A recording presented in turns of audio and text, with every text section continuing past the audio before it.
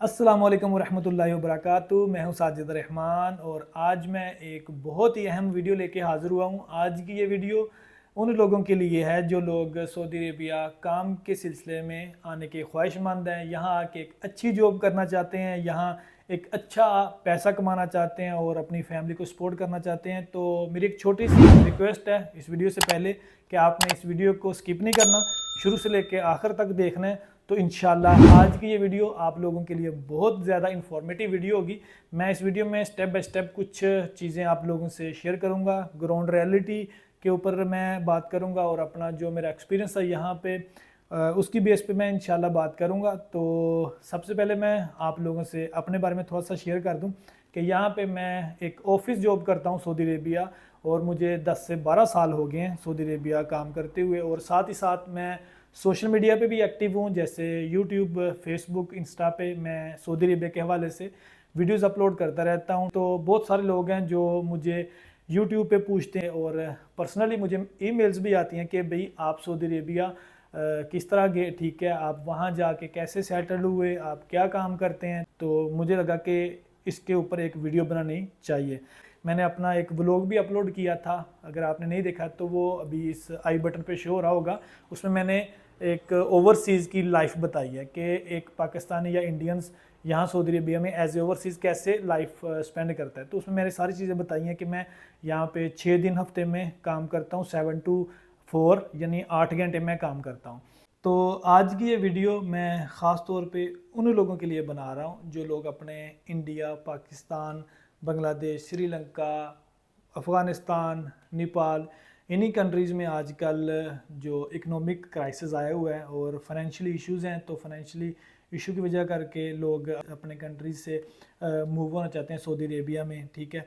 तो financial issue जब इंसान को, तो इंसान जल्दबाजी कर लेता है, ठीक है। जल्दबाजी में इंसान बहुत सारी ऐसी चीज़ें कर देता है जिसकी आपको बाद में कीमत अदा करना पड़ती है। तो आपने सऊदी अरेबिया एक प्रॉपर वे से आना है, ठीक है। ज़ाहिर सी बात है, ऐसा भी नहीं है कि आपने आज सोचा और कल आप सऊदी अरेबिया पहुंच गए। एक पहले आप प्लान बनाते हैं कि मैं अपने कंट्री से मूव होना चाहता हूँ, ठीक है, फाइनेंशियल इशू की वजह से पैसा कमाने के लिए मैं जाना चाहता हूँ सऊदी अरेबिया। तो जब आप प्लान बनाते हैं तो आप एक पासपोर्ट बनाते हैं, पासपोर्ट बनाने के बाद फिर आप वीज़ा अप्लाई करते हैं, आपका पासपोर्ट सऊदी अरेबिया आता है वीज़ा लगने के लिए। उसके बाद आप मेडिकल करवाते हैं। तो ये सारे प्रोसेस के लिए आपको 4 से 5 माह लग जाते हैं। तो ये 4 से 5 माह आपके लिए बहुत अहम होते हैं, ठीक है। अगर आप किसी काम में महारत नहीं रखते तो आपको ये 4 से 5 माह कोई ना कोई काम सीख लेना चाहिए, ठीक है। तो ये प्रॉपर जो वे मैं वो आपको बता रहा हूँ कि आपको सऊदी अरेबिया आने से पहले कुछ ना कुछ ज़रूर आना चाहिए। ऐसा नहीं है कि आप जो है ना मल्टी क्राफ्ट हूँ, ठीक है। मल्टी क्राफ्ट का मतलब कि आपको कुछ भी ना आता हो, ठीक है। इसका लोग समझ जाते हैं कि मल्टी क्राफ्ट के आपको सारे काम आते हैं, लेकिन इसके अपोजिट ये है। मैं आपको इसकी एक मिसाल बताता हूँ कि मेरा एक दोस्त है यहाँ पे, ठीक है, और उसके जानने वाला पाकिस्तान से 8 लाख का वीज़ा लेके आ गया। ये 3-4 दिन पहले की बात बता रहा हूँ। तो उसने मेरे दोस्त से रब्ता किया सऊदी अरेबिया आने के बाद कि यार मैं फ़लाँ जगह पे हूँ तो मेरे से मिलो यार। तो मेरा कुलीग भी है, वो मेरा दोस्त भी है, ठीक है। तो हम उस बंदे को मिलने चले गए। तो उसने बताया कि यार मैंने 8 लाख रुपए का पाकिस्तान वीज़ा लिया था, तो मुझे 3 माह हो गए हैं, मैं 3 माह में एक दिन भी काम नहीं किया। मैंने फिर जब उससे पूछा कि यार आपको 3 माह हो गए, आप काम पे क्यों नहीं गए? कहते यार मैं मल्टी क्राफ्ट हूँ, ठीक है। मल्टी क्राफ्ट मतलब मुझे कोई काम ही नहीं आता। तो मैं जिसको भी कहता हूँ कि मुझे काम पे ले जाओ तो वो कहता है कि यार फ़लाँ काम आता है, तो मैं आगे से कहता हूँ नहीं। पहला स्टेप कि आपको सऊदी अरेबिया आने से पहले कुछ ना कुछ करना आना चाहिए। दूसरा स्टेप ये है कि आपने वीज़ा कैसे लेना है। अगर तो आपका सऊदी अरेबिया में कोई जानने वाला है तो सबसे बेहतर है कि आप उसके साथ रब्ता करें, ठीक है। अगर आपका कोई अजीज़ो कारब है, यार दोस्त है, कोई रिश्तेदार है, जानने वाला है, ठीक है, उसके साथ रब्ता करें। वो आपको अगर वीज़ा यहाँ से निकलवा देता है, किसी से ले देता है, उसका यहाँ पे कोई काम है, वो खुद सेटल्ड है, ठीक है, वो कहता है कि मैं तुम्हें अपने पास बुला लेता हूँ, तो ये सबसे बेस्ट तरीका है। दूसरा, हर कंट्री में एजेंसीज होती हैं, ठीक है। जैसे पाकिस्तान में इस्लामाबाद है, कराची है, ठीक है, लाहौर है, यहाँ पे बहुत सारी एजेंसीज हैं।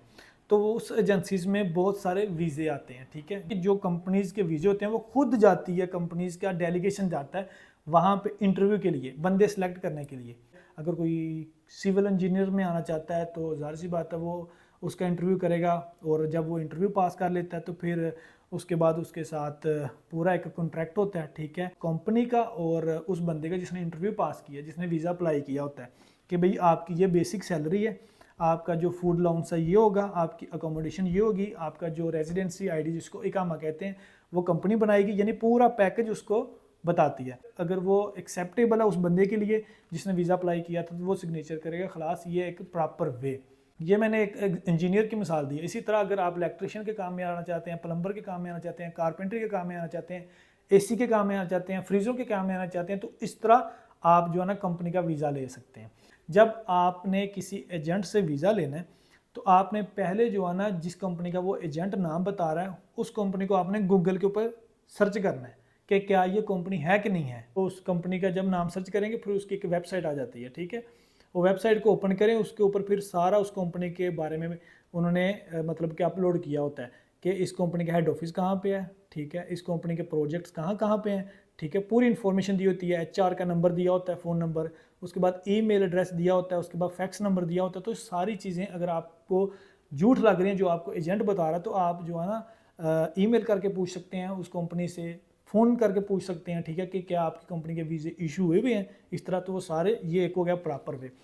तीसरा, अगर आपने खुद अप्लाई करना है वीज़ा तो कुछ वेबसाइट्स हैं, ठीक है, वो मैं आपके साथ शेयर करता हूँ। जैसे एक लिंक्डइन है, ठीक है, वहाँ पे जाके आप वीज़ा अप्लाई कर सकते हैं। वहाँ पे एक अच्छी सी आप प्रोफाइल बनाएं, ये सेम लाइक जैसे फेसबुक है ना, इस तरह कि वहाँ पे आपने अपनी एक अच्छी सी प्रोफाइल बनानी है, वहाँ पे फिर आपने अपनी CV अपलोड करनी है, तो वहाँ पे आप जॉब ढूंढ सकते हैं। दूसरा एक बेट है, BAYT, ठीक है, वो आप सर्च करें, वहाँ पे आप अप्लाई कर सकते हैं। तीसरा एक एक्सपेट्रियाट है, चौथा एक नियोम है, वह काफ़ी सारी वेबसाइट्स हैं, ठीक है, वहाँ पे जाके आप खुद वीज़ा अप्लाई कर सकते हैं।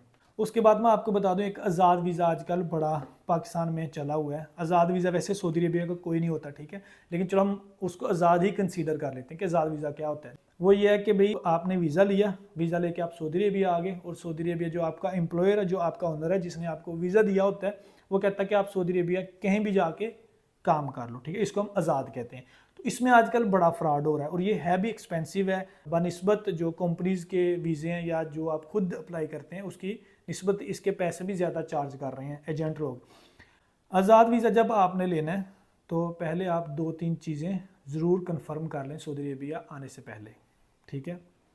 एक ये कि जो आपको वीज़ा दे रहा है उससे पूछें कि भाई जो कफ़ील है मेरा, जिसको मतलब हम कहते हैं कि जो आपका एम्प्लॉयर है, वो कोई भी सऊदी सिटीजन्स हो सकता है, ठीक है, कि उसके पास आदमी कितने हैं, उसके पास 20 आदमी हैं, तो इकामा लगेगा साल बाद, जो रेजिडेंसी आईडी है वो 9 से 10 हज़ार रियाल का लगेगा। अगर तो वो 5 बंदे हैं उसके पास और 5 बंदों से या तो कम है तो वो लगता है 5,500 का। दूसरा, आपने वीज़ा की कैटेगरी ज़रूर देखनी है कि आपका वीज़ा किस चीज़ का है। आज़ाद वीज़े में आजकल ये हो रहा है कि यहाँ पे एक साइके ख़ास वीज़ा है सऊदी अरेबिया में, इंग्लिश में उसको कहते हैं प्राइवेट ड्राइवर, ठीक है, मैं किसी भी सऊदी का ड्राइवर, ठीक है, घर का ड्राइवर, तो वो कोई भी सऊदी वो वीज़ा निकलवा सकता है। सऊदी ने सिर्फ अप्लाई करना होता है और गवर्नमेंट उसको वीज़ा इशू कर देती है। अब वो वीज़ा जो है ना कोई भी फ्राडिया ले लेता है उससे, ठीक है, जबकि वो कफ़ील नहीं धोखा करता, वो पहले कहता है कि भाई ये मेरे पास जो है ना ड्राइवर का वीज़ा, लेकिन जो है ना अपने लोग एजेंट लोग जो है ना वीज़ा लेता है वो पाकिस्तान जाके वो महंगा वीज़ा करके बेच देता है उसको, वो फ्री वीज़ा निकला होता है, ठीक है, वो जो है ना 3 से 4 लाख का वीज़ा एजेंट जाके वहाँ बेच देता है। जब 3 से 4 लाख का वीज़ा वो बताता है ना किसी को कि यार सऊदी अरेबिया का आज़ाद वीज़ा मेरे पास और ये 4 लाख रुपए का है और इसका जो इकाम है, जो रेजिडेंसी आईडी है, वो भी सिर्फ 600 रियाल का बनेगा। ड्राइवर का रेजिडेंसी आईडी है वो 600 रियाल का बनता है। वो जो प्राइवेट ड्राइवर का वीज़ा है उसके ऊपर आप बाहर सऊदी अरेबिया काम नहीं कर सकते, आप सिर्फ और सिर्फ सऊदी के घर ही काम कर सकते हैं। जबकि वो वीज़ा जब सेल हो रहा होता है ना तब कहते हैं कि आप सऊदी अरेबिया कहीं भी काम करें। उसके बाद जब आप सऊदी अरेबिया आ जाते हैं आज़ाद वीज़ा लेके, ठीक है, कोई आज़ाद वीज़ा, एक तो मैंने ये साइक के खास बताया, और भी आज़ाद वीज़ा होता है कि जब आपने आज़ाद वीज़ा लेना है तो आप उस बंदे से पूछें कि भाई जो मेरा एम्प्लॉयर होगा, जो मेरा कफ़ील होगा, वो क्या मुझे ट्रांसफ़र दे देगा, नकल कफ़ाला दे देगा। नकल कफ़ाला अरबी में कहते हैं, ठीक है, ट्रांसफ़र को। क्या आपने जो है ना सऊदी अरेबिया खुद आए, आप वीज़ा लेके आए, आपने खुद यहाँ आके एक अच्छी सी जॉब ढूंढी और फिर जो है ना आपने वीज़ा अपना ट्रांसफ़र करा लिया उस बंदे के पास, और वो तब होता है जब जो आपका ओनर होगा वो आपको ट्रांसफ़र देगा। बहुत सारे ऐसा होता है कि यहाँ पे आपको बुला लिया जाता है और कहते हैं कि नहीं भी हम ट्रांसफ़र नहीं देंगे, हम तो अपने काम के लिए आपको बुलाया था, तो इस वजह से भी फिर आपको मुश्किलात हो सकती हैं। तो ये भी आप कंफर्म करें पहले आने से, ठीक है, कि जो आपका ओनर है वो आपको ट्रांसफ़र देगा कि नहीं देगा। तो ये छोटी सी वीडियो थी, ठीक है, मैं उम्मीद करता हूँ कि आपको ये छोटी सी वीडियो से बहुत कुछ जानने को मिला होगा। अगर ये वीडियो अच्छी लगी है तो वीडियो को लाइक करें, चैनल को सब्सक्राइब करें और आगे भी इसी तरह वीडियोस को देखने के लिए बेल आइकन का बटन जरूर दबाइएगा। तो मुझे दें आज तक की वीडियो की इजाज़त। इंशाल्लाह एक और नई बेहतरीन वीडियो के साथ हाजिर होऊंगा। अल्लाह हाफिज़।